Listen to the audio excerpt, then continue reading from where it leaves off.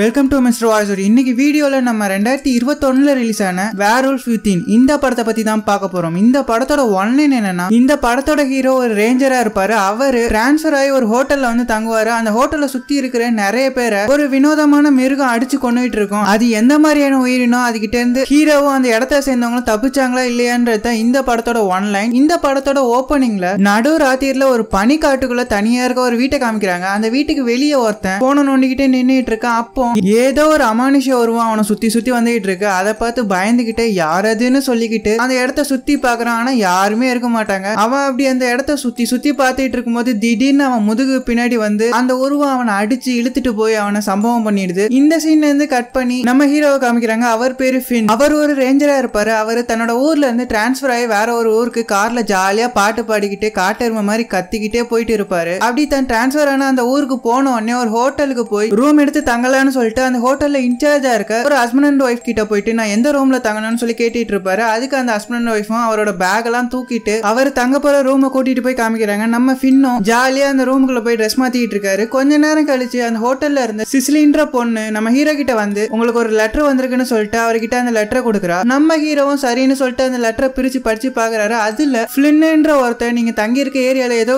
தப்பு பண்ணிட்டு இருக்கான்னு சொல்லி அந்த லெட்டர்ல எழுதி இருக்கும். அது மட்டும் இல்லாம உங்களுக்கு ஏதாச்சும் ஹெல்ப் தேவைப்பட்டா நீங்க தங்கி இருக்க ஹோட்டல்ல நம்ம 207ல டாக்டர் ஜேன் எம்லின்றவங்க தங்கி இருக்காங்க, அவங்கள போய் பாருங்கன்னு சொல்லி அந்த லெட்டர்ல எழுதி இருக்கும். இந்த சீன்ல இருந்து கட் பண்ணா அந்த சிசிலி நம்ம ஹீரோவுக்கு அந்த ஊரை ஃபுல்லா சுத்தி காமிச்சிட்டு இருக்கா. அப்போ அந்த ஊர்ல இருக்க எல்லாருமே நம்ம ஹீரோ கிட்ட வந்து நீங்க தான் இந்த ஊருக்கு வந்த புது ரேஞ்சரான்னு சொல்லி அவர் மேல பாச மலைய பொழிஞ்சு பேசிட்டு இருப்பாங்க. நம்ம ஹீரோவும் அவங்க எல்லாரையும் சமாளிச்சுட்டு நம்ம சிசிலி கூட அந்த ஃபிளின்ன பாக்கலான்னு அவனோட இடத்துக்கு போயிட்டு இருப்பாரு. ஒரு வழியா நம்ம ஹீரோ சிசிலியை கூப்பிட்டுட்டு அந்த ஃபிளினோட இடத்துக்கிட்ட வந்துருவாரு. அந்த இடத்துக்குள்ள நுழையலன்னு பார்க்கும்போது சிசிலி ஹீரோவை கூப்பிட்டு ஏதோ சொல்ல பாப்பா. ஆனா நம்ம ஹீரோ போன்ல தன்னோட எக்ஸ் கேர்ள் ஃப்ரெண்ட் கூட கடலை போட்டுக்கிட்டே அந்த இடத்துக்குள்ள போயிடுவாரு. அப்படி போய் அந்த ஃபிளினோட வீட்டு கதவை தட்டிட்டு இருப்பாரு. ஆனா அந்த கதவை யாருமே திறக்க மாட்டாங்க. திடீர்னு நம்ம ஹீரோக்கு பின்னாடி ஒருத்தன் வந்து ஹீரோவை ஒரு பெரிய கண்ணை வச்சு மிரட்டிட்டு இருப்பான். யாருன்னு பார்த்தா அது அந்த ஃபிளின்னா தான் இருக்கும். அவன் நம்ம ஹீரோவை பார்த்து உனக்கு என்ன தைரியம் இருந்தா என்னோட இடத்துக்குள்ளே நீ வந்திருப்பேன்னு சொல்லி மிரட்டிட்டு இருக்கான். அதுக்கு நம்ம ஹீரோவும் அந்த ஃபிளின்னை பார்த்து மரியாதையா பேசி நான் உன் ஏரியாவுக்கு புதுசா வந்திருக்க ரேஞ்சர், என்ன இப்படி மிரட்டிட்டு இருந்தேன்னா காலம் ஃபுல்லா நீ ஜெயில தான் கழி திங்கணும்னு சொல்லி மிரட்டிட்டு இருக்காரு. அதை கேட்ட அந்த ஃபிளின்னும் நீ ரேஞ்சரா இருந்தா இருந்துட்டு போ,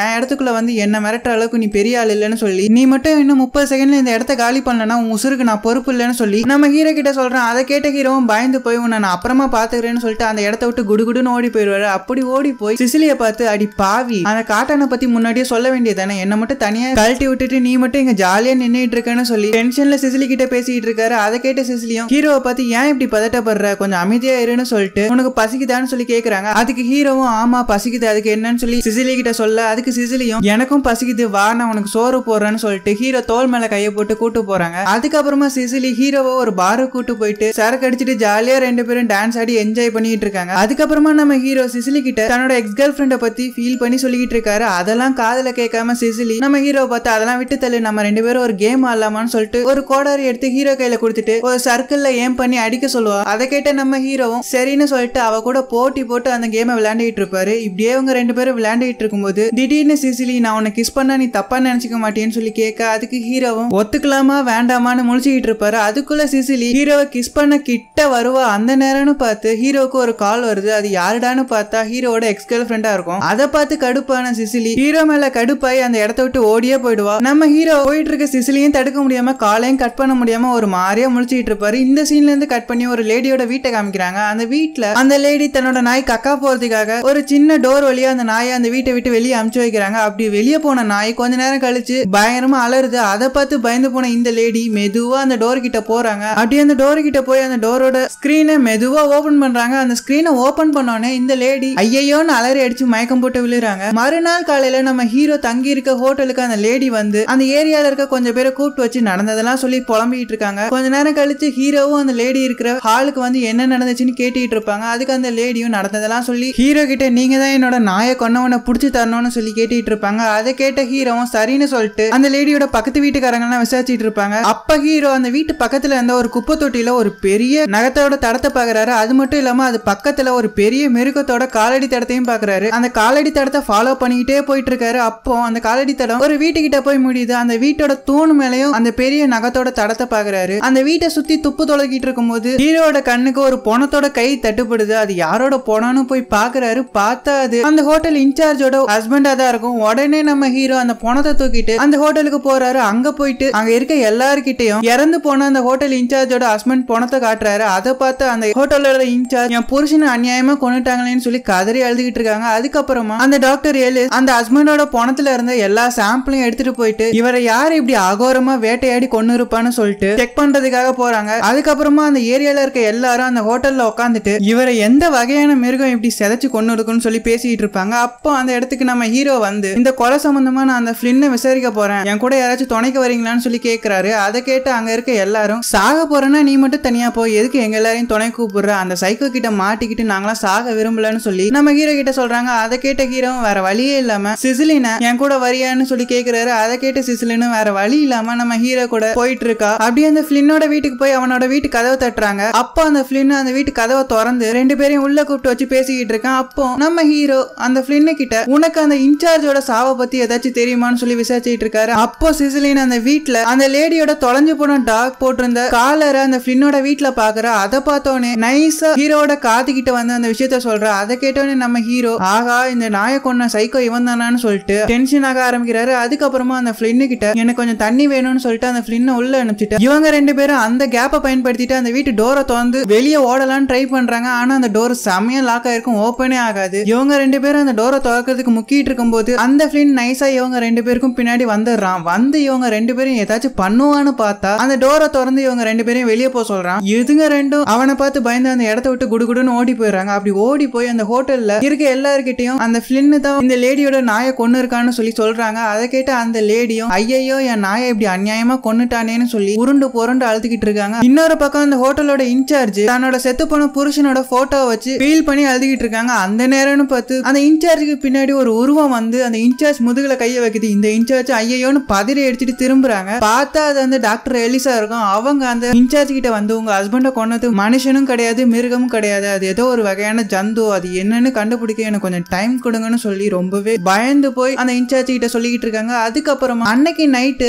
அந்த ஹோட்டல்ல இருந்த எல்லாருமே நம்ம இன்னைக்கு யாரும் நம்மளோட வீட்டுக்கு போக வேண்டாம், இன்னைக்கு நம்ம இந்த ஹோட்டல்ல இருந்துக்கலாம், நம்ம எல்லாரும் கையிலையும் கண்ணை வச்சுக்கிட்டு நம்மள யாராச்சும் கொல்ல வந்தா அவங்கள போட்டு தெரியலாம்னு சொல்லி பிளான் பண்றாங்க. அதுக்கப்புறமா அந்த டாக்டர் எலிசா போய் பார்த்துட்டு நீங்க நல்லா இருக்கீங்களான்னு சொல்லி கேக்குறாங்க. அதை கேட்டு அந்த டாக்டர் எலிசும் நான் நல்லா தான் இருக்கேன், நான் அந்த இன்சார்ஜை கொன்னது யாருன்னு கண்டுபிடிக்க எனக்கு கொஞ்சம் டைம் வேணும், அது வரைக்கும் என்னை யாரும் டிஸ்டர்ப் பண்ணாதீங்கன்னு சொல்லிட்டு அவங்க எல்லாரையும் அனுப்பிச்சு வைக்கிறாங்க. அன்னைக்கு நைட்டு எல்லாரும் தான் கையில கண்ணை வச்சுட்டு நிம்மதியா தூங்கிட்டு இருக்காங்க. அப்போ அந்த ஹோட்டல்ல இருந்த ஒருத்தனை திடீர்னு ஏதோ ஒரு அமானுஷ உருவம் தரன்னு இழுத்துட்டு போய் அவன் கையை துண்டா கடிச்சு தின்னுட்டு இருக்கும். இவன் அலற சத்தத்தை அந்த ஹோட்டல்ல இருந்த ஒரு பொண்ணு கேட்டுட்டு கண்ணை எடுத்து இவனை பார்த்து வந்து அவனை கடிச்சு தின்னுட்டு இருந்த அந்த மிருகத்தை கண்ணை மூடிட்டு சரமாரியா சுடுறா. இந்த பொண்ணு சுட ஆரம்பிச்சோன்னே அதை பார்த்து பயந்து அந்த மிருகம் அங்கிருந்து ஓடியே போயிடுது. அந்த மிருகம் ஓடி போனதுக்கு அப்புறமா அந்த கன் சத்தத்தை கேட்டு அந்த ஹோட்டல்ல இருக்க எல்லாரும் இவங்க இருக்க இடத்துக்கு வராங்க. வந்து பார்த்தா அந்த பொண்ணு அந்த மிருகத்தை மட்டும் சுட்டிருக்க மாட்டா, அந்த மிருகம் கடிச்சு தின்னுட்டு இருந்த அந்த ஆளோட நெஞ்சிலேயே 2 புல்லட் இறக்கி இருப்பா. அதுல அந்த ஆளு மயக்கம் போட்டு விழுந்துடுறான். கொஞ்ச நேரம் கழிச்சு அங்க வந்து டாக்டர் எலிஸ் அந்த மிருகம் கடிச்சவன் மேல ஏதாச்சும் சாம்பிள் இருக்குமான்னு போய் செக் பண்றாங்க. அவன் மேல கிடைச்ச எல்லா சாம்பிளையும் எடுத்துட்டு ஆராய்ச்சி பண்றதுக்காக போயிடுறாங்க. அதுக்கப்புறமா அந்த ஹோட்டல்ல இருந்து எல்லாரும் மயங்கி கிடக்குற அவனை தூக்கிட்டு போய் ட்ரீட்மெண்ட் பண்றாங்க. இன்னொரு பக்கம் அந்த டாக்டர் எலிஸ் அடிப்பட்டு கிடந்த அந்த ஆள் மேல கிடைச்ச எல்லா சாம்பிள்ஸையும் டெஸ்ட் பண்ணி பாக்குறாங்க. அப்படி டெஸ்ட் பண்ணி பார்க்கும்போது தான் டாக்டர் எலிஸுக்கு ஒரு விஷயம் புரிய வருது. இந்த சாம்பிளும் அந்த ஹோட்டல் இன்சார்ஜ் மேல கிடைச்ச சாம்பிளும் ஒண்ணுதான். அது மட்டும் இல்லாம இது ஏதோ ஒரு வேர்வுல்ஃபோட டிஎன்ஏன்றதையும் கண்டுபிடிக்கிறாங்க. அதை தெரிஞ்சுக்கிட்டோன்னே அந்த டாக்டர் எலிஸோட மூஞ்சி பேயறிஞ்ச மாதிரி ஆயிடும். உடனே தான் இருக்க ரூமோட கதவை சாத்தி தாப்பால் போட்டுக்கிறாங்க. கொஞ்ச நேரம் கழிச்சு அந்த ஹோட்டல்ல இருந்து எல்லாரும் இந்த டாக்டர் எலிஸ் என்னதான் பண்றாங்கன்றத பாக்குறதுக்காக வராங்க. அப்படி வந்து அந்த டாக்டரோட கதவை தட்டும் போது அந்த டாக்டர் தான் கையில இருந்த கண்ணை வச்சு அந்த டோர் மேல சுடுறாங்க. அதை பார்த்து பயந்து போன எல்லாருமே அந்த ரூமை விட்டு போய் ஓரமா பதுங்கிக்கிறாங்க. அதுக்கப்புறமா அந்த டாக்டரை பார்த்து நம்ம ஹீரோ உங்களுக்கு என்னதான் ஆச்சுன்னு சொல்லி கேட்டுட்டு இருக்காங்க. அதுக்கு அந்த டாக்டர் எல்லாரும் இங்க இருந்து ஓடி போயிடுங்க, உங்கள யாரோ தான் ஓனாய் மனுஷன், உங்கள யாரோ தான் அந்த இன்சார்ஜையும் இந்த ஆளையும் கடிச்சு தின்னதுன்னு சொல்லிட்டு இருக்காங்க. அதை கேட்டு பதறி போன இவங்க எல்லாரும் டாக்டர் எலிஸோட ரூமை உடைச்சிட்டு அவங்கள பாக்கிறதுக்காக உள்ள போறாங்க. அதுக்குள்ள அந்த டாக்டர் எலிஸ் தான் கையில இருந்து கண்ணை எடுத்து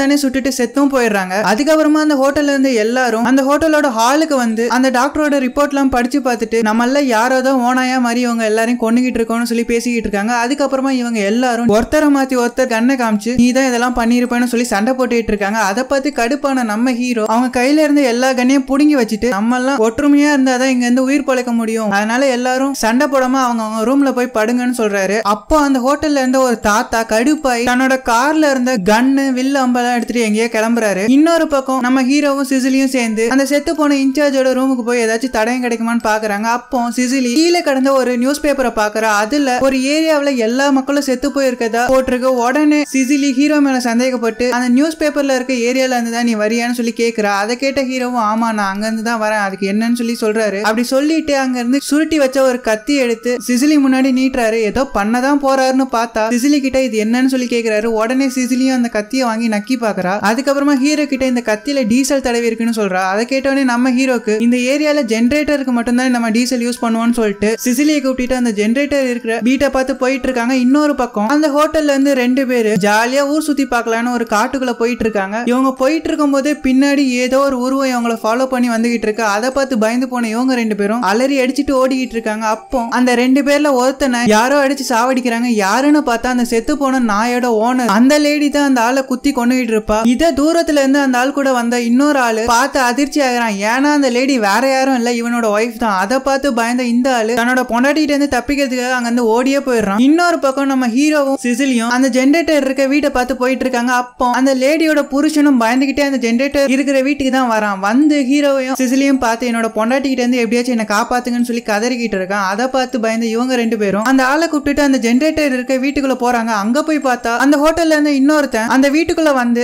ஓனாயோட நகை மாதிரியே இருக்க ஒரு கிளவுஸ மாட்டிட்டு இருப்பான். அப்போ ஹீரோ சிசிலி அந்த லேடியோட புருஷன் 3 பேரும் வந்து நீ என்ன பண்றன்னு சொல்லி அந்த ஆளை கேட்பாங்க. அதை கேட்டு பதறி போன அந்த ஆளும் தான் கையில மாட்டியிருந்த நகத்தை வச்சு ஹீரோட சட்டையில ஒரு கோடை போட்டுட்டு அங்கிருந்து எஸ்கேப் ஆக ட்ரை பண்ணுவான். அந்த வீட்டோட வாசல்ல போய் நின்னோன்னு அந்த ஹோட்டல்ல இருந்த ஒரு பொண்ணு கார் எடுத்துட்டு வந்து அந்த ஆளை மோதி கொன்னுடுவா. அதுக்கப்புறமா இவங்க 3 பேரையும் கூட்டிட்டு அந்த இடத்த விட்டு எஸ்கேப் ஆகலான்னு ட்ரை பண்ணுவான். அந்த நேரம்னு பார்த்து அந்த நாய் வச்சிருந்த லேடி அந்த காருக்குள்ள இருந்த பொண்ணை சுட்டு கொண்டுட்டு இவங்க 3 பேரையும் துரத்திட்டு இருப்பா. அந்த லேடியை பார்த்து பயந்த இவங்க 3 பேரும் திருப்பி அந்த வீட்டுக்குள்ள போய் ஒளிஞ்சுப்பாங்க. அந்த லேடியும் நைஸா அந்த வீட்டோட பின்னாடி டோர் வழியா வந்து அவங்க 3 பேரையும் கொல்றதுக்காக கண்ணை நீட்டுவா. அதுக்கப்புறமா தன்னோட புருஷனை பார்த்து எனக்கு யாரு மேலேயும் நம்பிக்கை இல்லை, என்னோட நாயை கொன்ன மாதிரி உங்கள யாரோ தான் என்னையும் கொல்ல போறீங்கன்னு சொல்லிட்டு ரொம்பவே கோவப்பட்டு இருப்பா. அதை பார்த்து அந்த லேடியோட புருஷன் தன்னோட பொண்டாட்டின்னு கூட பார்க்காம அவளை ஒரு மண்வெட்டி எடுத்து தலையிலேயே அடிச்சு சம்பவம் பண்ணிடுவான். அதுக்கப்புறமா அந்த வீட்டுக்கு வெளியே இருந்த காரை எடுத்துட்டு 3 பேரும் தப்பிக்கலான்னு பாப்பாங்க. அப்போ அந்த லேடியோட புருஷன் என்னோட பொண்டாட்டி சொன்ன மாதிரி தான் உங்க யார் மேலேயும் எனக்கு நம்பிக்கை இல்லை, உங்கள யாரோ தான் என்ன கொல்ல போறீங்க, அதனால நானே உங்க 2 பேரையும் கொன்னுறேன்னு சொல்லிட்டு சிசிலி கழுத்தை கத்திய வச்சு ஹீரோவை மிரட்டிட்டு இருப்பான். அதை பார்த்த ஹீரோவும் நீ தப்பான எந்த முடிவுக்கும் போயிடாத, நாங்க உன்னை எதுவும் பண்ண மாட்டோம்னு சொல்லி கெஞ்சிக்கிட்டு இருக்காரு. அந்த நேரம்னு பார்த்து அந்த ஹோட்டல்ல இருந்து முதல்ல போன அந்த தாத்தா ஹீரோ மேலையும் சிசிலி கழுத்துல கத்தி வச்சிட்டு இருந்தவன் மேலையும் அம்ப விட்டு அவங்க 2 பேரையும் படுக்க வச்சிடறாரு. அதுக்கப்புறமா சிசிலிய பிடிச்சு அவளை கொல்றதுக்காக ட்ரை பண்ணுவாரு. அந்த நேரம்னு பார்த்து ஹீரோ